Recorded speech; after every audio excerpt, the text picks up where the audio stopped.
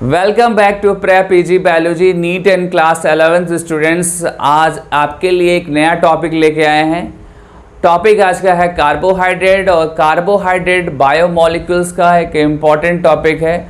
Biomolecules में अभी तक हम लोगों ने nucleic acid, protein and lipid topic finish कर लिया है। आज कार्बोहाइड्रेट हम कंटिन्यू करेंगे, और अब मैं आपको बता दूं कि कार्बोहाइड्रेट भी डिफरेंट चैप्टर्स में यूज़ होने वाला टॉपिक है, और ये बहुत ही इम्पॉर्टेंट टॉपिक है। और इसको हम स्टार्ट करते हैं। कार्बोहाइड्रेट का जो फर्स्ट पॉइंट है वो ये है कि carbohydrate most abundant organic molecules है नेचर का। ठीक है, जब भी आप नेचर में ऑर्गेनिक मॉलिक्यूल्स की स्टडी करेंगे तो आपको ये पता चलेगा कि ये मोस्ट एबंडेंट ऑर्गेनिक मॉलिक्यूल्स है। सेकेंड पॉइंट, जब आप कार्बोहाइड्रेट के एलिमेंट्स की स्टडी करेंगे तो आपको मेन जो एलिमेंट्स मिलेंगे वो कार्बन, हाइड्रोजन, ऑक्सीजन मिलेंगे। और समटाइम्स अगर आप रेयर कंडीशंस की बात करें तो आपको नाइट्रोजन भी मिल सकता है, सल्फ़र भी मिल सकता है। ये कुछ रेयर एलिमेंट्स हैं, बट जो मेन जो एलिमेंट्स होगा वो कार्बन, हाइड्रोजन और ऑक्सीजन होगा। और आपको बता दूं कि जो कार्बोहाइड्रेट का सिंथेसिस पैटर्न है, उस सिंथेसिस पैटर्न को अगर हम ऑब्ज़र्व करें तो उसमें वाटर यूज़ होता है और साथ में कार्बन भी यूज़ होता है। वाटर और कार्बन यूज़ हो रहे हैं तो आप बोल सकते हैं कि कार्बोहाइड्रेट क्या है, हाइड्रेट्स ऑफ कार्बन है। कार्बोहाइड्रेट क्या है, हाइड्रेट्स ऑफ कार्बन है ये। ठीक है, नेक्स्ट पॉइंट ये है कि जब भी आप कार्बोहाइड्रेट का स्ट्रक्चर देखेंगे तो कार्बोहाइड्रेट जो है उसमें आपको एल्डिहाइड और कीटोन ग्रुप मिलेगा। एल्डिहाइड के साथ बहुत सारे आपको क्या मिलेंगे, हाइड्रोक्सिल ग्रुप मिलेंगे, और एसीटोन के साथ भी बहुत सारे आपको क्या मिलने वाले हैं, हाइड्रोक्सिल ग्रुप मिलेंगे। ठीक है, सो दैट हम कार्बोहाइड्रेट को क्या बोलते हैं, carbohydrate is a polyhydroxyaldehyde or ketone are compounds which produce them on hydrolysis। इसका मीनिंग ये है कि जब आप हाइड्रोलिसिस करेंगे तो हाइड्रोलिसिस के बाद जो कार्बोहाइड्रेट का स्ट्रक्चर मिलेगा, उस स्ट्रक्चर में आपको एल्डिहाइड के साथ बहुत सारे हाइड्रोक्सिल ग्रुप मिलेंगे और कीटोन के साथ भी बहुत सारे आपको हाइड्रोक्सिल ग्रुप मिलेंगे। ये कार्बोहाइड्रेट को डिफाइन करने वाली लाइन है, ये इंपॉर्टेंट लाइन है। ठीक है, तो एक बार फिर से आपको मैं रिपीट कर दूं कि मैंने आपको बताया कि कार्बोहाइड्रेट क्या है, मोस्ट एबंडेंट ऑर्गेनिक मॉलिक्यूल्स है नेचर का। सेकेंड पॉइंट है कि जो इसके मेन जो एलिमेंट है वो कार्बन, हाइड्रोजन, ऑक्सीजन है, और समटाइम्स आपको नाइट्रोजन भी मिल सकता है, आपको सल्फ़र भी मिल सकता है, लेकिन जो मेन एलिमेंट होगा वो होगा कार्बन, हाइड्रोजन, ऑक्सीजन होगा। इसके साथ साथ मैंने बताया कि जब भी कार्बोहाइड्रेट का आप सिंथेसिस देखोगे आप, तो सिंथेसिस को देख के आपको लगेगा कार्बोहाइड्रेट क्या है, कार्बन का हाइड्रेट्स है। वो क्या है, कार्बन का हाइड्रेट्स। और कार्बन का हाइड्रेट्स इसलिए बोलते हैं क्योंकि उसमें H2O इन्वॉल्व होता है, H2O एक तरीके से रिएक्ट करता है, इसलिए आप उसको कार्बन का हाइड्रेट्स बोलेंगे। और साथ में कार्बन भी यूज़ होगा, तो कार्बन को भी लेके चलना है क्योंकि ये है क्या, ये है ऑर्गेनिक मॉलिक्यूल्स है। ठीक है, जो भी आपको मैंने बायोमॉलिक्यूल्स टॉपिक में पढ़ाया है, जो भी अभी तक मैंने पढ़ाया है, लाइक मैंने न्यूक्लिक एसिड पढ़ाया आपको, लाइक आपको प्रोटीन मैंने बताया है, लास्ट लेक्चर मैंने आपको लिपिड्स बताया था। ये जितने भी टॉपिक हैं, इन टॉपिक्स में आपको कार्बन मिलेगा, और ये सारे के सारे क्या, ऑर्गेनिक बायोमॉलिक्यूल्स है। ठीक है, मैं आपको क्लियर कर दूं एक चीज़ कि जब आप एनसीईआरटी पढ़ेंगे तो एनसीईआरटी में एक टेबल मिलेगा, और टेबल में आपको मिलेगा water, minerals, protein, lipid, carbohydrates. ठीक है, ये सारी चीज़ें मिलेंगी, और ये सारी की सारी चीज़ें क्या हैं, बायोमॉलिक्यूल्स हैं। ठीक है, बट इसमें दो कैटेगरी है। फर्स्ट कैटेगरी है इनऑर्गेनिक और सेकंड कैटेगरी है ऑर्गेनिक। जब आप इनऑर्गेनिक डिस्कस करते हैं तो वहाँ पे आता है वाटर और आयंस आ जाएंगे, दैट मीन्स कि मिनरल्स आ जाएंगे। और जब आप ऑर्गेनिक डिस्कस करेंगे तो न्यूक्लिक एसिड, प्रोटीन, लिपिड और कार्बोहाइड्रेट होगा। ठीक है, इसके अलावा अदर भी ऑर्गेनिक बायोमॉलिक्यूल्स हैं, लाइक विटामिन्स हैं, लाइक एंजाइम्स भी है, जिसको आगे मैं डिस्कस करने वाला हूँ। तो चलिए चलते हैं फिर से अपने पुराने पॉइंट पे। मैंने आपको बताया कि कार्बोहाइड्रेट जो है ये क्या है, ये कार्बन का हाइड्रेट्स है। देन नेक्स्ट पॉइंट आपको बताया था कि जब भी आप कार्बोहाइड्रेट को डिफाइन करेंगे तो कार्बोहाइड्रेट में आपको क्या मिलने वाला है, कार्बोहाइड्रेट में आपको एल्डिहाइड के साथ बहुत सारे हाइड्रोक्सिल ग्रुप मिलने वाले हैं, या दूसरी कंडीशन ये होगी कि कीटोन के साथ बहुत सारे हाइड्रोक्सिल ग्रुप मिलेंगे तो आप उसको क्या बोलेंगे, कार्बोहाइड्रेट बोलेंगे। ठीक है। देन आपको बता दूं कि जब भी कार्बोहाइड्रेट की सिंथेसिस, अगर आप नेटिव सिंथेसिस की बात करते हैं, नेटिव मीन्स कि जहाँ पे वो एक्चुअली में सिंथेसिस होता है या सिंथेसाइज हो जाता है। ठीक है। कार्बोहाइड्रेट्स एक्चुअली में जहाँ पे सिंथेसाइज होता है वो प्रोसेस का नाम क्या है, फोटोसिंथेसिस है। ठीक है। आपको अच्छे से पता है कि फोटोसिंथेसिस जब होता है तो CO2 और H2O यूज़ होता है, सनलाइट के भी साथ में होता है, सनलाइट के साथ साथ क्लोरोफिल भी होता है। ये सारी चीज़ें जो हैं वो कार्बोहाइड्रेट की सिंथेसिस में इन्वॉल्व होती है और साथ में H2O बनता है और लास्ट में जो बाई प्रोडक्ट होता है वो ऑक्सीजन होता है। ठीक है। ये चीज़ थोड़ा ध्यान देना होगा कि फोटोसिंथेसिस का बाई प्रोडक्ट क्या है, ऑक्सीजन है। ठीक है। और जो मेन प्रोडक्ट है वो क्या है, कार्बोहाइड्रेट है। और इसमें क्या क्या चीज़ें रिएक्टेंट के फॉर्म में यूज़ हो रही हैं, CO2 यूज़ हो रहा है, H2O यूज़ हो रहा है, सनलाइट यूज़ हो रहा है, क्लोरोफिल यूज़ हो रहा है। तो ये सारी चीज़ें यूज़ हो रही हैं और फॉर्म क्या हो रहा है आपका, C6H12O6 plus 6H2O plus 6O2। ये चीज़ थोड़ा ध्यान देना। ऑक्सीजन क्या होता है, यही ऑक्सीजन जो है एटमॉस्फेयर में जाता है और एनिमल को ये ऑक्सीजन मिलता है और एनिमल जो है इस ऑक्सीजन को यूज़ करके रिस्पायरेशन करते हैं और एनर्जी बनाते हैं। ठीक है। ये चीज़ तो क्लियर है, इसमें कोई डाउट नहीं है। और ये भी मैं बता दूं कि प्लांट भी ऑक्सीजन का यूज़ करते हैं। ठीक है। जब प्लांट रिस्पायरेशन करता है तो वो भी ऑक्सीजन को यूज़ करता है और ऑक्सीजन यूज़ होने से क्या होता है, उसके अंदर भी ATP जनरेट होती है, दैट मीन्स की एनर्जी जनरेट होगी। ठीक है। इसके बाद मैं आपको बता दूं कि जो फोटोसिंथेसिस है वो क्या है, एक एनाबॉलिक प्रोसेस है। ठीक है। एनाबॉलिक आपको पता होना चाहिए कि जिसमें स्मॉल मॉलिक्यूल्स जो है यूनाइट होके और एक बिग मॉलिक्यूल्स बनेगा तो उसको क्या बोलेंगे आप, उसको एनाबॉलिक प्रोसेस आप बोलेंगे। ठीक है। सिंपल मॉलिक्यूल्स से जब कॉम्प्लेक्स मॉलिक्यूल्स का फॉर्मेशन होता है तो ऐसे प्रोसेस को आप क्या बोलते हैं, एनाबॉलिक बोलते हैं। और फोटोसिंथेसिस में एनाबॉलिज्म होता है, ये चीज़ आपको समझना होगा। ठीक है। ये सारे पॉइंट्स आप नोट भी करते रहेंगे, ये आपकी रिस्पॉन्सिबिलिटी है। कार्बोहाइड्रेट के जनरल इंट्रोडक्शन के बाद अब आते हैं फंक्शन ऑफ कार्बोहाइड्रेट पे। फंक्शन ऑफ कार्बोहाइड्रेट में जो फर्स्ट फंक्शन है वो ऑलरेडी आप जानते हैं, एक बार देख लो आप। फर्स्ट जो फंक्शन है वो ये है कि carbohydrate most abundant dietary source of energy है। और मैंने आपको बताया था कि 1 ग्राम कार्बोहाइड्रेट का जब ऑक्सीडेशन होगा तो 4 किलो कैलोरी एनर्जी गेन होगा। ठीक है। और इसको मैंने, इस लाइन को मैंने लास्ट वीडियो लेक्चर में बताया था जब मैं आपको लिपिड पढ़ा रहा था। लिपिड से मैंने कंपेयर किया था, इवन मैंने प्रोटीन से भी कंपेयर किया था। ठीक है।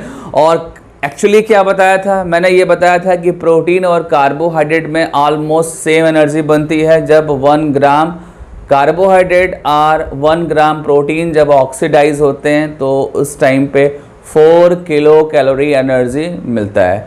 बट लिपिड के केस में क्या है, लिपिड के केस में 9 किलो कैलोरी एनर्जी मिलती है। ठीक है। तो ये चीज़ थोड़ा ध्यान देना होगा कि प्रोटीन से एनर्जी कितनी मिल रही है, कार्बोहाइड्रेट से कितनी मिल रही है, लिपिड से कितनी मिल रही है। जब आप डाइजेशन चैप्टर को पढ़ेंगे तो डाइजेशन चैप्टर में इस पे आपको न्यूमेरिकल मिलेगा। ठीक है।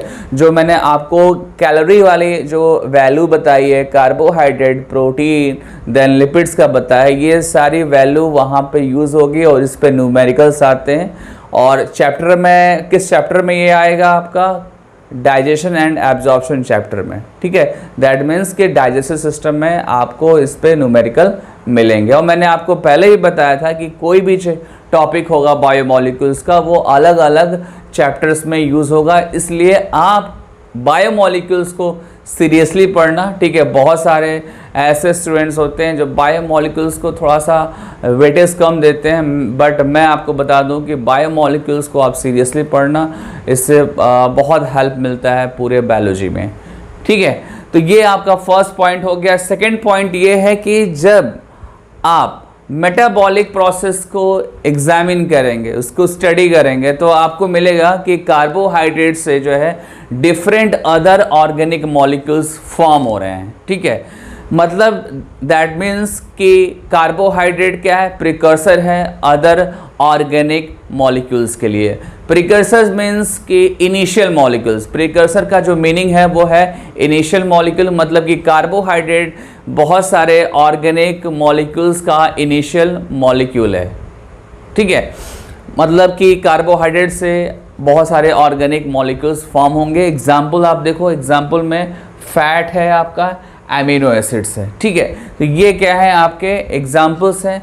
अब आते हैं थर्ड पॉइंट पे। थर्ड पॉइंट क्या है, carbohydrate participate in the structure of cell membrane. ठीक है, जब मैंने आपको फ्लूइड मोज़ाइक मॉडल बताया था सेंगर एंड निकोलसन का, तो वहाँ पे मैंने आपको एक डायग्राम बनाया था और डायग्राम में शो किया था कि सेल मेम्ब्रेन के जो आउटर सरफेस होती है उधर क्या होता है, उधर शुगर के मॉलिक्यूल्स होते हैं, शुगर के मोइटीज़ होते हैं। ठीक है, वो जो शुगर है वो एक्चुअली क्या है, कार्बोहाइड्रेट है, और ये शुगर के मॉलिक्यूल्स जो है प्रोटीन के साथ भी अटैच होते हैं और लिपिड्स के साथ भी अटैच होते हैं। आप देखो यहाँ पे ग्लाइकोप्रोटीन टर्म यूज हुआ है। ग्लाइकोप्रोटीन्स में जो ग्लाइको है वो रिप्रेजेंट करता है कार्बोहाइड्रेट को, प्रोटीन तो इटसेल्फ प्रोटीन है ही।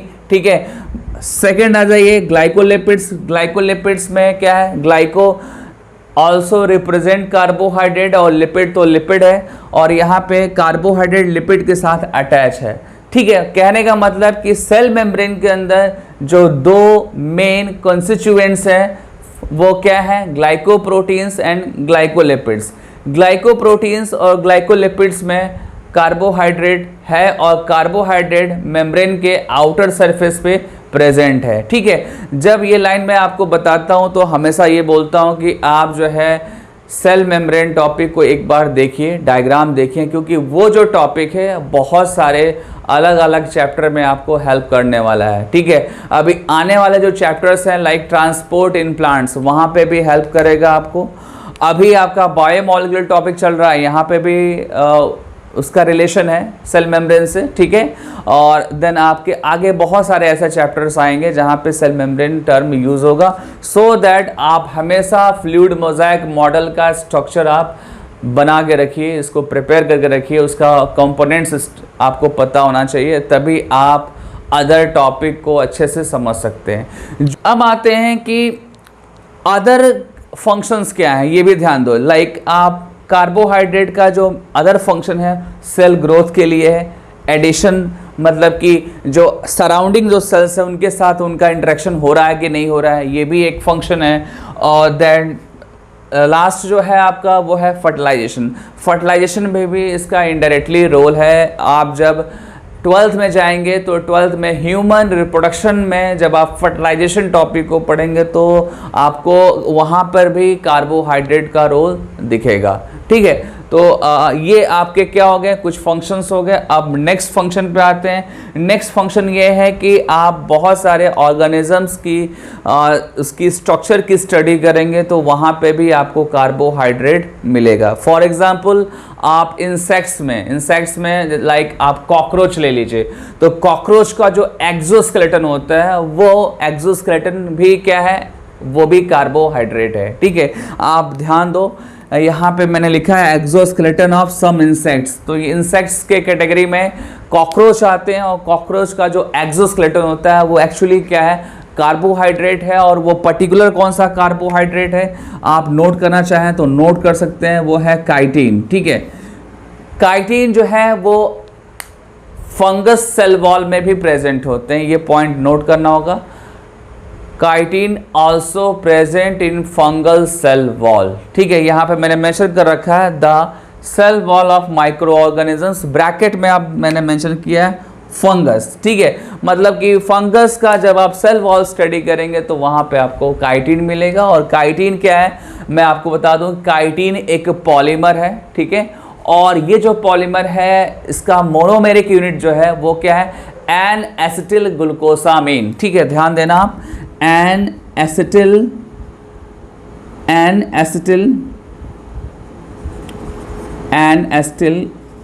ग्लूकोसामीन। ठीक है, ये मोनोमेरिक यूनिट है और इसी मोनोमेरिक यूनिट का ये क्या है, काइटिन पॉलीमर है। बट याद रखना है आपको मोनोमेरिक यूनिट, देन काइटिन याद रखना है आपको, और फिर ये याद रखना है कि ये कहाँ पे काइटिन वर्ड यूज़ किया गया है, फंगल सेल वॉल के लिए यूज़ किया गया है, देन आफ्टर एक्सोस्केलेटन के लिए यूज़ किया गया है। किसके एक्सोस्केलेटन के लिए यूज़ किया गया है, इंसेक्ट के। ठीक है, ये सारे वर्ड्स आपको याद होने चाहिए, क्योंकि नीट का जब आप एग्ज़ाम दोगे तो नीट के एग्ज़ाम में आपके एमसीक्यू में ऑप्शंस में होंगे ये। ठीक है, जैसा क्वेश्चन होगा उसके अकॉर्डिंग आपको ऑप्शंस मिलेंगे। सपोज दैट अगर पूछा कि काइटिन का कॉम्पोजिशन क्या है, इसका मोनोमेरिक यूनिट क्या है, तो आपको लर्न करना होगा एन एसिटिल ग्लूकोसामीन। ठीक है, या ये पूछ सकता है एन एसिटिल ग्लूकोसामीन का पॉलीमेरिक कंपाउंड क्या है, तो काइटिन आंसर होगा। इनके ऑकरेंस पे क्वेश्चंस पूछेगा कि ये कहाँ पे प्रेजेंट है, तो आपको पता होना चाहिए कि फंगल सेल वॉल में है, देन आपका एक्सोस्केलेटन ऑफ इंसेक्ट्स में है। ठीक है, फंक्शन ऑफ कार्बोहाइड्रेट में जो नेक्स्ट फंक्शन है वो ये है कि कार्बोहाइड्रेट जो है वो ऑर्गेनिजम्स के बॉडी में स्टोर भी होते हैं, मतलब ये स्टोर होकर भी अपना एक फंक्शन परफॉर्म करते हैं। मैं एग्जांपल दे रहा हूँ, एक्चुअली मैं लीवर का एग्जांपल। लीवर में आपको पता है कि लीवर में ग्लाइकोजन जो है स्टोर होता है, टेम्पोरली ये स्टोर होता है, और ये जो ग्लाइकोजन है ये ग्लूकोज का पॉलीमर है। आगे के लेक्चर्स में मैं आपको बताऊंगा कि ग्लाइकोजन का कॉम्पोजिशन क्या है, ये सारी बातें मैं बताऊंगा। अभी आपको सिंपली ये जानना है कि लीवर के अंदर क्या है, ग्लाइकोजन है, और ग्लाइकोजन क्या है, ग्लूकोज का पॉलीमर है। ठीक है, जब भी बॉडी को रिक्वायरमेंट होगी तो ग्लाइकोजन का क्या होगा, ब्रेक डाउन होगा, और ग्लाइकोजन का ब्रेक डाउन होगा तो ग्लूकोज लिबरेट होंगे, और ये ग्लूकोज बाद में जाकर क्या करेंगे, सेलुलर रेस्पिरेशन प्रोसेस के थ्रू ये एनर्जी देंगे। ठीक है, ये जो ग्लूकोज मॉलिक्यूल है वो सेलुलर रेस्पिरेशन प्रोसेस के थ्रू क्या देंगे, सेल्स को या बॉडी को एनर्जी देंगे, और ऐसा तब होगा जब बॉडी की रिक्वायरमेंट होगी एडवर्स कंडीशंस में। ठीक है ना, ब्लड में ग्लूकोज का लेवल डाउन होता है, उस टाइम पे क्या होता है, उस ब्लड ग्लूकोज लेवल को मैनेज करता है लीवर का ग्लाइकोजन। लीवर का ग्लाइकोजन का ब्रेक डाउन होता है, ठीक है, उसका कैटाबॉलिज्म होता है, और वो जो ग्लूकोज है वो ब्लड में आकर ब्लड ग्लूकोज लेवल को मैनेज करता है, और फिर ब्लड के फ्लो के साथ वो ग्लूकोज जो है सेल्स को ट्रांसपोर्ट होता है। ठीक है, ट्रांसपोर्ट होने के बाद सेल्स के अंदर वो इंटर करता है, देन वहाँ पे वो सेलुलर रेस्पिरेशन इवेंट्स के बाद वो पर्टिकुलर ग्लूकोज और कार्बोहाइड्रेट एनर्जी देता है। ठीक है, ओवरऑल आपको ये समझ में आना चाहिए कि कार्बोहाइड्रेट स्टोर भी होता है और अकॉर्डिंगली यूज़ भी होता है। ठीक है, एग्जाम्पल मैंने ग्लाइकोजन का दिया। अब आते हैं नेक्स्ट फंक्शन पे। नेक्स्ट और लास्ट फंक्शन है, ये एनसीईआरटी में दिया हुआ है कि बहुत सारे ऐसे रॉ मटेरियल है जो कार्बोहाइड्रेट है और उनका डिफरेंट इंडस्ट्री में यूज़ होता है। लाइक एग्जाम्पल मैं बता रहा हूँ आपको, एग्जाम्पल है पेपर इंडस्ट्री। पेपर इंडस्ट्री में जो पेपर का जो रॉ मटेरियल होता है वो एक्चुअली क्या होता है, वो भी कार्बोहाइड्रेट होता है। जब आप एनसीईआरटी पढ़ेंगे तो वहाँ पे आपको मिलेगा पेपर पल्प टर्म मिलेगा। पेपर पल्प क्या है, रॉ मटेरियल है। ठीक है, सिमिलरली जब आप टेक्सटाइल इंडस्ट्री में जाएंगे तो वहाँ पे कॉटन फाइबर यूज़ होते हैं, और कॉटन फाइबर भी क्या है, कार्बोहाइड्रेट है। जो ये आप कॉटन जो आप पहनते हैं वो एक्चुअली क्या है, वो कार्बोहाइड्रेट है। ये कार्बोहाइड्रेट होता है, बहुत कम लोगों को पता है। जिस कॉटन को हम पहनते हैं वो क्या है, कार्बोहाइड्रेट है। ठीक है, तो टेक्सटाइल इंडस्ट्री में, पेपर इंडस्ट्री में, अल्कोहल इंडस्ट्री में और भी डिफरेंट टाइप के इंडस्ट्री में जो है कार्बोहाइड्रेट रॉ मटेरियल के फॉर्म में यूज़ होता है। ठीक है, तो ये मैंने आपको फंक्शंस बता दिया। अब आते हैं हम क्लासिफिकेशन ऑफ कार्बोहाइड्रेट पे, और हम यहाँ पे क्लासिफिकेशन करेंगे कार्बोहाइड्रेट का हाइड्रोलिसिस के बेसिस पे। मैं आपको बता दूं कि कभी भी आप जब क्लासिफिकेशन करते हैं तो वहाँ पे कोई ना कोई आप क्राइटेरिया यूज़ करते हैं।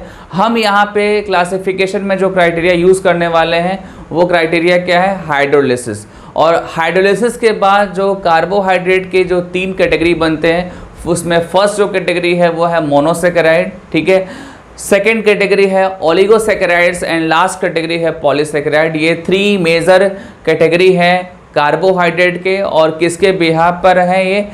हाइड्रोलिसिस के बिहाफ पे, ठीक है। ये क्राइटेरिया है हाइड्रोलिसिस, ठीक है। तो चलिए चलते हैं, इसको देखते हैं क्लासिफिकेशन ऑफ कार्बोहाइड्रेट को, ठीक है।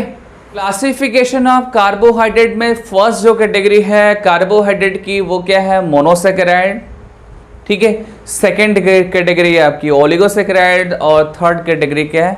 Polysaccharide. These are the type of carbohydrate, ठीक है। और इनको किस क्राइटेरिया पे क्लासिफाई किया गया है?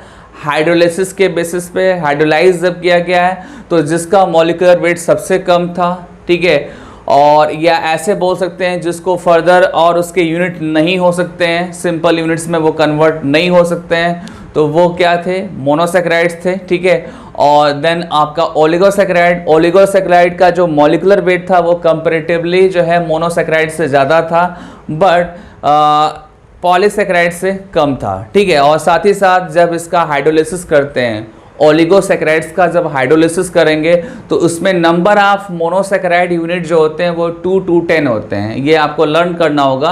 ओलिगोसैकेराइड्स में नंबर ऑफ मोनोसैकेराइड 2 to 10 होंगे। मैंने यहाँ पे मेंशन कर दिया है 2 to 10 monosaccharides molecule which are liberated on hydrolysis. और यहाँ पे क्या था? यहाँ पे सिंगल था, ठीक है। इसीलिए तो क्या है, मोनोसैकेराइड का जो मॉलिक्यूलर वेट है वो लेस है as compare to oligo as well as polysaccharides, ठीक है।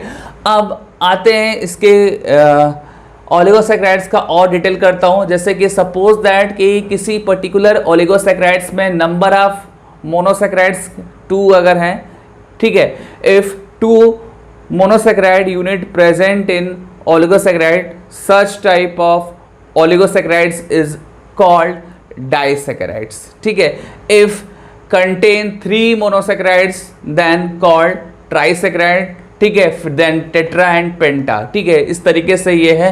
टेट्रा में कितने होंगे? 4 होंगे मोनोसैकेराइड यूनिट, और पेंटा में 5 होंगे मोनोसैकेराइड यूनिट। और आपको बता दूं कि इसमें से डाइसैकेराइड जो है वो वेरी वेरी इंपॉर्टेंट है, और उसके एग्जाम्पल्स मैंने यहाँ पे मेंशन कर रखा है। फर्स्ट जो एग्जाम्पल है वो है माल्टोज, सेकेंड एग्जाम्पल है आइसोमाल्टोज, थर्ड एग्जाम्पल है सेल्यूबायोज, फोर्थ है सुक्रोज, लास्ट लैक्टोज, ठीक है। जो इम्पॉर्टेंट है वो क्या है? माल्टोज आपके लिए इम्पॉर्टेंट है, आपके लिए सुक्रोज इम्पॉर्टेंट है, आपके लिए लैक्टोज इम्पॉर्टेंट है, ठीक है। आइसोमाल्टोज और सेल्यूबायोज भी है अच्छे ये डाइसैकेराइड्स है, मतलब कि इनका भी यूज़ आपको दिखेगा, बट आप जब बुक्स पढ़ेंगे तो ज़्यादातर आपको माल्टोज, सुक्रोज और लैक्टोज मिलेगा, और क्वेश्चंस भी ज़्यादा इसी पे मिलेंगे। आइसोमाल्टोज, सेल्यूबायोज ये भी अच्छे हैं, बट इनका यूज़ थोड़ा सा कम होगा, ठीक है। एमसीक्यू जब आप सॉल्व करेंगे तो एमसीक्यू में कुछ ऐसे प्लेस होंगे जहाँ पर आइसोमाल्टोज और सेल्यूबायोज आपको ऑप्शन में मिलेगा, बट मैं सारा कुछ बताने वाला हूँ। ये सारे के सारे डाइसैकेराइड्स को मैं डिटेल करने वाला हूं आपके सामने, ठीक है।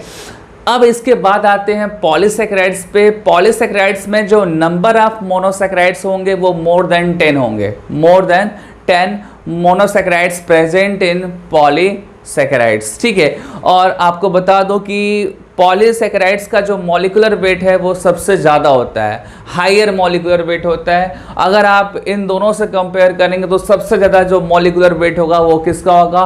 पॉलीसैकेराइड्स का होगा। और पॉलीसैकेराइड्स के फर्दर 2 कैटेगरी हैं। फर्स्ट जो कैटेगरी है वो है होमोपॉलीसैकेराइड, और सेकंड जो कैटेगरी है वो क्या है? हेटेरोपॉलीसैकेराइड्स।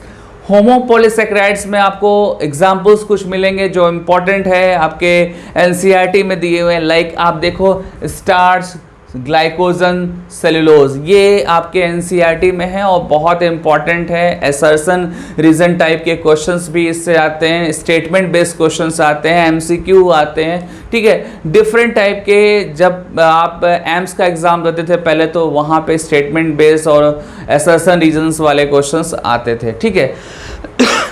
नीट में भी आते हैं ये क्वेश्चंस, आगे मैं बताऊंगा आपको। इनुलिन और काइटिन ये भी क्या है? होमोपॉलीसैकेराइड्स के एग्जाम्पल्स हैं, ठीक है। अब आते हैं हेट्रोपॉलीसैकेराइड्स में मैं आपको बता दूं कि यहाँ पर सबसे पहले आपको मैं एग्जांपल बताता हूँ, फिर मैं होमोपॉलीसैकेराइड और हेट्रोपॉलीसैकेराइड्स को कंपेयर करूँगा, इनको डिफाइन करूँगा। हेट्रोपॉलीसैकेराइड्स में मैंने एग्जांपल ले रखा है म्यूकोपॉलीसैकेराइड्स का, क्योंकि इससे रिलेटेड जो है एग्जांपल्स आपको अलग अलग चैप्टर्स में, लाइक कनेक्टिव टिश्यूज़ जब आप टॉपिक पढ़ेंगे तो वहाँ पर मिलेगा। कनेक्टिव टिश्यूज़ आपका स्ट्रक्चरल ऑर्गेनाइजेशन का पार्ट है, वहाँ पे आपको हिपैरिन, हाइलुरोनिक एसिड, ये सब आपको टर्म मिलने वाले हैं, ठीक है। ये एग्जांपल्स हैं और ये भी होमोपॉलीसैकेराइड्स के एग्जांपल्स हैं। अभी हम ये डिस्कस कर लें कि होमोपॉलीसैकेराइड और हेट्रोपॉलीसैकेराइड्स में क्या डिफरेंस है। तो मैं आपको बता दूं कि होमोपॉलीसैकेराइड्स में सिंगल टाइप का मोनोसैकेराइड्स यूज़ होता है, उसी के रिपीटिशन से होमोपॉलीसैकेराइड्स का फॉर्मेशन होता है। बट जब आप हेट्रोपॉलीसैकेराइड्स की बात करेंगे तो यहाँ पे क्या होगा, मोर देन वन टाइप के मोनोसैकेराइड्स इन्वॉल्व होंगे, इवन उनके डेरिवेटिव्स भी इन्वॉल्व होंगे, ठीक है। देन जो आपका पॉलीसैकेराइड्स बनेगा वो क्या बनेगा, हेट्रोपॉलीसैकेराइड्स बनेगा, ठीक है। क्लासिफिकेशन ऑफ कार्बोहाइड्रेट में मैंने आपको मोनोसैकेराइड, ओलिगोसैकेराइड्स और पॉलीसैकेराइड्स का ब्रीफ दे दिया है, ठीक है। अब हम इसको डिटेल करेंगे, और डिटेल करने से पहले मैं आपको बता दूं कि एनसीईआरटी में ज़्यादातर जो डिस्कशन है वो पॉलीसैकेराइड्स से रिलेटेड है, ठीक है। देन ओलिगोसैकेराइड्स से रिलेटेड है। ओलिगोसैकेराइड्स का बायोमोलिक्यूल्स में डिस्कशन ज़्यादा नहीं है, अदर चैप्टर्स में डिस्कशन ज़्यादा है। लाइक जब आप डाइजेशन एंड एब्जॉर्प्शन चैप्टर पढ़ेंगे तो वहाँ पे आपको डाइसैकेराइड्स से रिलेटेड पॉइंट्स मिलेंगे। मतलब कि कहने का ये है कि जो आपका डाइसैकेराइड है या ओलिगोसैकेराइड टॉपिक है, ये अलग अलग चैप्टर्स में आपको मिलेगा। और क्वेश्चंस की अगर बात करें तो क्वेश्चंस जो हैं वो डाइसैकेराइड से भी ज़्यादा आते हैं, पॉलीसैकेराइड से भी क्वेश्चंस ज़्यादा आते हैं, मोनोसैकेराइड से क्वेश्चंस कम आते हैं, ठीक है। ये चीज़ ध्यान देना होगा। और आप जब मोनोसैकेराइड्स हेडिंग देखेंगे तो ज़्यादा कुछ दिया नहीं है किसी भी चैप्टर में, थोड़े थोड़े पॉइंट्स कहीं कहीं पे दिए हुए हैं, बट हम पूरे टॉपिक को सिस्टमेटिक तरीके से यहाँ पे डिस्कस करने वाले हैं। सबसे पहले हम डिस्कस करेंगे आज मोनोसैकेराइड्स को, और मोनोसैकेराइड्स में आपको बता दूँ कि मोनोसैकेराइड्स को आप functional group as well as carbon number के बेसिस पे क्लासीफाई कर सकते हैं, ठीक है। और मैंने यहाँ पे क्लासीफाई कर रखा है, आप देखिए मैंने क्राइटेरिया जो यूज़ किया है वो क्या है, functional group and carbon number, ठीक है। फंक्शनल ग्रुप में मैं आपको बता दूं कि एल्डिहाइड है आपका फंक्शनल ग्रुप, और दूसरा क्या है, कीटोन ग्रुप, ठीक है। ये दो फंक्शनल ग्रुप के बेसिस पे मैंने कैटेगराइज किया। एल्डिहाइड ग्रुप के बेसिस पे एल्डोज है और कीटोन ग्रुप के बेसिस पे कीटोज है, ठीक है। एल्डिहाइड ग्रुप वाले जो कार्बोहाइड्रेट है उसको फर्दर मैंने कार्बन नंबर के बेसिस पे क्लासीफाई किया है, ठीक है। जैसे कि फर्स्ट एग्जांपल है ग्लिसरॉल्डिहाइड, इसमें एल्डिहाइड ग्रुप है बट इसमें नंबर ऑफ कार्बन 3 है। सेकेंड क्या है, एरिथ्रोज, एरिथ्रोज में number of carbon 4 and functional group क्या है, एल्डिहाइड।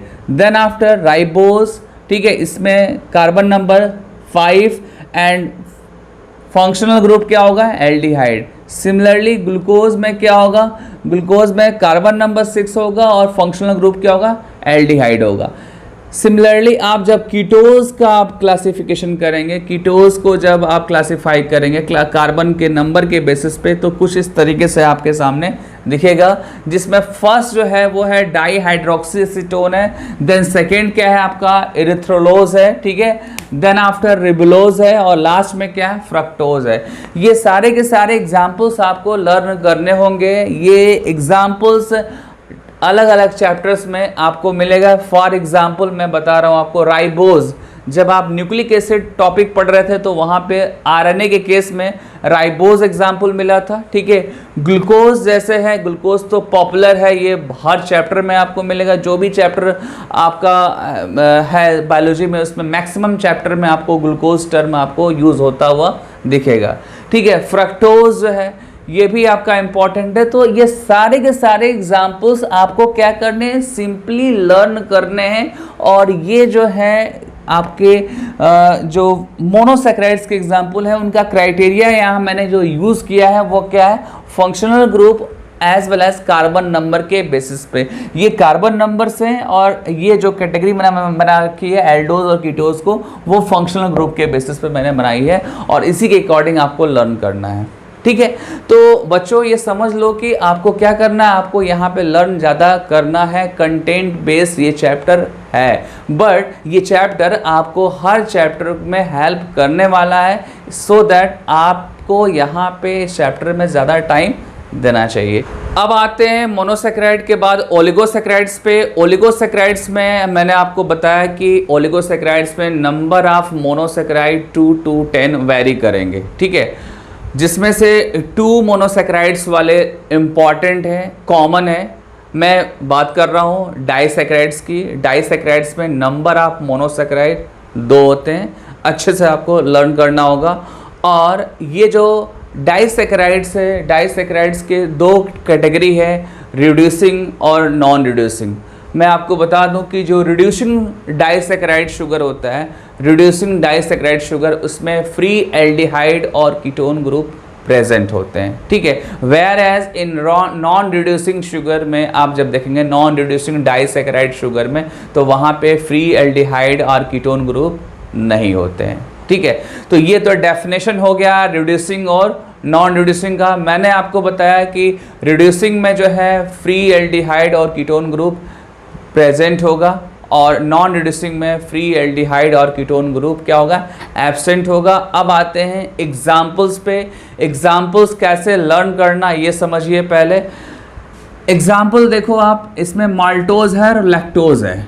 ठीक है, माल्टोज और लैक्टोज है और इसको लर्न कैसे करेंगे, मैंने अल्फ़ाबेट्स फर्स्ट लेटर जो मैंने लिया है, R for reducing, M for maltose, ठीक है, देन L फॉर लैक्टोज। ठीक है, RML मैंने एब्रीवेशन लिया है, RML एब्रीवेशन से मैंने इसका ट्रिक बनाया है। ठीक है, जहाँ पे क्या है, R for reducing sugar, M for maltose and L for lactose. ये लर्न करने का सिंपली ट्रिक है और नथिंग है। ठीक है, मैं आपको बता दूं कि माल्टोज और लैक्टोज क्या है, डाइसैकेराइड्स हैं। और डाइसैकेराइड में कौन सा डाइसैकेराइड है, ये रिड्यूसिंग डाइसैकेराइड्स है। ठीक है, देन आते हैं नॉन रिड्यूसिंग में। नॉन रिड्यूसिंग आपको सिंपली लर्न करना है, इसमें सुक्रोज आपका है और ट्री हेलोज है।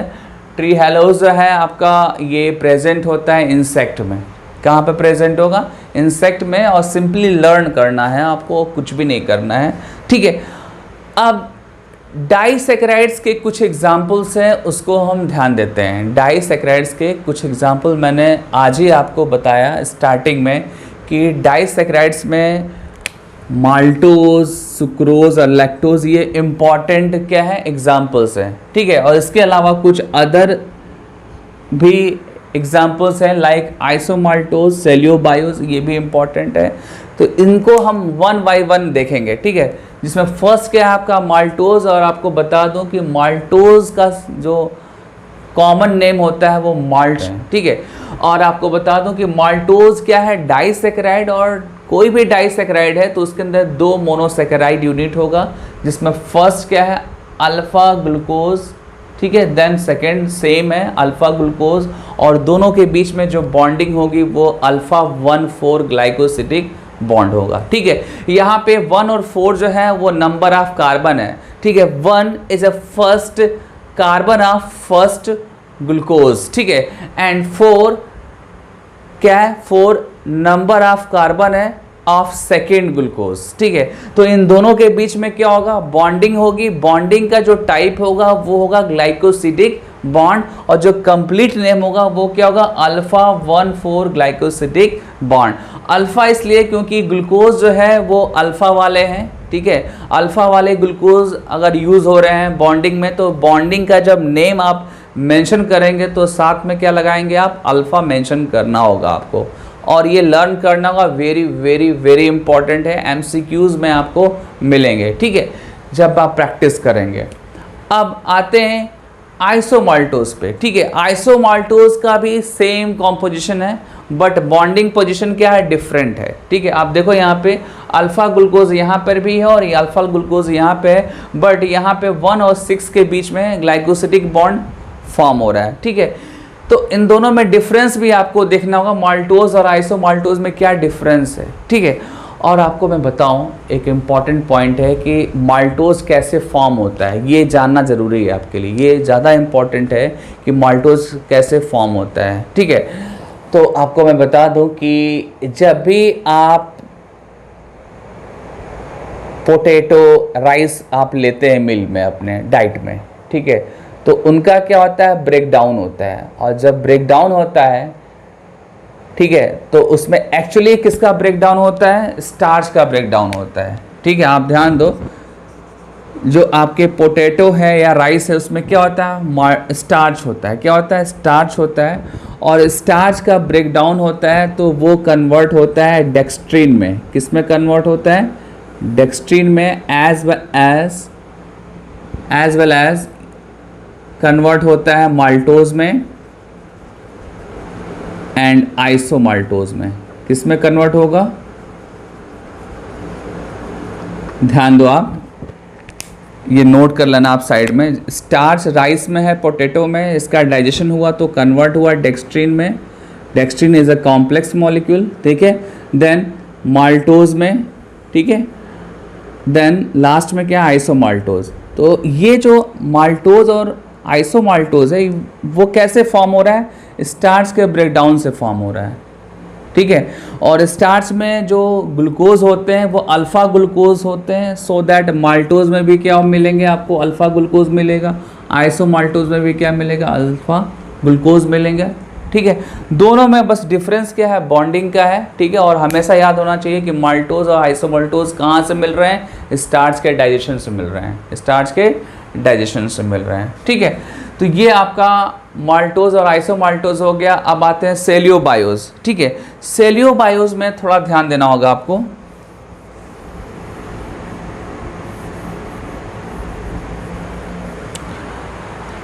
माल्टोज और आइसोमाल्टोज के बाद आते हैं सेल्यूबायोज पे। सेल्यूबायोज क्या है ये भी समझिए, शायद मे भी आप फर्स्ट टाइम सेल्यूबायोज के बारे में सुन रहे हैं।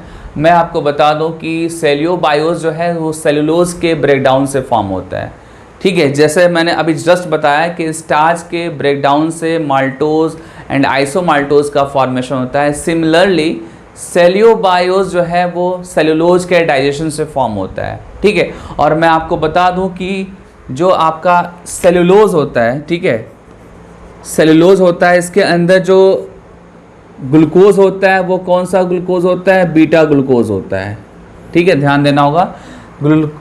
सेलुलोज के अंदर जो ग्लूकोज होगा वो कौन सा होगा, बीटा ग्लूकोज होगा, ठीक है।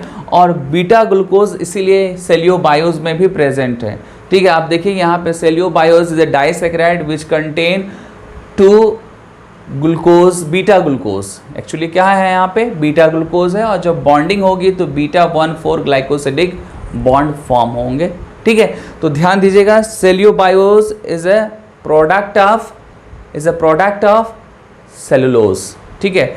जब भी हर्बीवोरस एनिमल्स में सेलुलोज का डाइजेशन होता है तो सेल्यूबायोज का फॉर्मेशन होता है, ये लाइन आपको याद करनी होगी, ठीक है।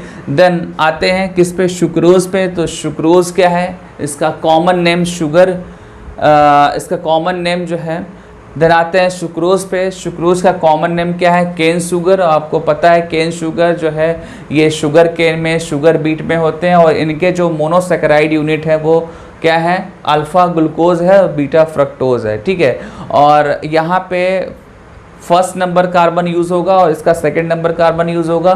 तो यहाँ पे जो बॉन्ड मेंशन होगा वो क्या होगा, अल्फा 1 बीटा 2 ग्लाइकोसिडिक बॉन्ड। ये थोड़ा सा अलग है, डिफरेंट है, क्योंकि यहाँ पे 4 और 6 यूज़ किया नहीं गया है, यहाँ पे 2 नंबर कार्बन यूज़ किया गया है। तो ध्यान देना होगा कि सुक्रोज क्या है, एक अलग केस है, ठीक है। इसके एग्जाम्पल्स भी आप याद कर लेना। और सुक्रोज के बारे में मैं बता दूं कि सुक्रोज जो है के अंदर एक स्पेशल प्रॉपर्टी है कि सुक्रोज ट्रांसपोर्ट होने में मतलब ट्रांसपोर्ट इजीली हो जाते हैं और स्टोर भी इजीली हो जाते हैं, ये सुक्रोज की प्रॉपर्टी है। आप जब ट्रांसपोर्ट इन प्लांट चैप्टर पढ़ेंगे तो वहाँ पे आपको ग्लूकोज जो है सुक्रोज में कन्वर्ट होता हुआ दिखेगा, क्योंकि सुक्रोज जो है ईजिली जो है डिस्ट्रीब्यूट हो जाते हैं अदर पार्ट्स में और स्टोर भी साथ में हो जाते हैं। ये इम्पॉर्टेंट लाइन है, ये आपको पता होना चाहिए। ठीक है, नेक्स्ट आते हैं लैक्टोज पे। तो लैक्टोज तो सिंपल लाइन आप सब जानते हो कि लैक्टोज कहाँ पे होते हैं, मिल्क में होते हैं। So that lactose is commonly known as milk sugar. क्या बोलते हैं इसको? मिल्क शुगर बोलते हैं। और इसके जो यूनिट्स हैं वो क्या है, मोनोसेक्राइड यूनिट्स, वो beta glucose plus beta galactose है। ध्यान देना होगा, यहाँ गैलेक्टोज है जो फर्स्ट टाइम यूज़ हो रहा है यहाँ पे। ग्लूकोज एंड गैलेक्टोज कौन से? बीटा वाले दोनों हैं। सो दैट यहाँ बॉन्डिंग जो होगी वो बीटा 1,4 ग्लाइकोसिडिक बॉन्ड होगा, बीटा 1,4 ग्लाइकोसिडिक बॉन्ड। ठीक है, तो आपने देखा कि ये सारे के सारे एग्जाम्पल क्या है, डाइसेक्राइड के हैं। ठीक है, और सब में क्या है, बॉन्ड है, बॉन्ड्स के नेम है, उनकी पोजीशंस हैं, उनके टाइप्स हैं, उसमें अल्फ़ा बीटा है, ये सारी चीज़ें आपको ध्यान देनी होगी। इसमें एक चीज़ ध्यान दीजिएगा कि जब भी माल्टोज और आइसोमाल्टोज आएगा दैट मीन्स अल्फ़ा ग्लूकोज, और जब भी आपको सेल्यूबायोज आएगा या सेलुलोज आएगा तो वहाँ बीटा ग्लूकोज यूज़ होगा। ये चीज़ थोड़ा सा पॉइंट आउट करने वाली है। ठीक है ना, अदरवाइज़ आप क्या होगा, कंफ्यूज हो जाएंगे, फिर आप लर्न नहीं कर सकते हैं। ठीक है, तो ये आपका डाइसेक्राइड टॉपिक फिनिश हो गया। अब इसके बाद आते हैं, तो डाइसेक्राइड आपका फिनिश हो गया है। डाइसेक्राइड के बाद नेक्स्ट जो आने वाला टॉपिक है वो पॉलीसेक्राइड, और पॉलीसेक्राइड के साथ कुछ और भी मैं आपको हेडिंग डिस्कस करने वाला हूँ एज पर NCERT। ठीक है, तब तक आप वेट करेंगे। ठीक है, और आप नोट्स बनाएंगे, जो भी मैंने अभी तक क्लासेस बायोमॉलिक्यूल्स के लिए उनके नोट्स बनाएंगे अच्छे से आप। ठीक है, आप उनके क्वेश्चन सॉल्व करेंगे और मेरे से डाउट पूछेंगे। ठीक है, ओके स्टूडेंट्स, बाय।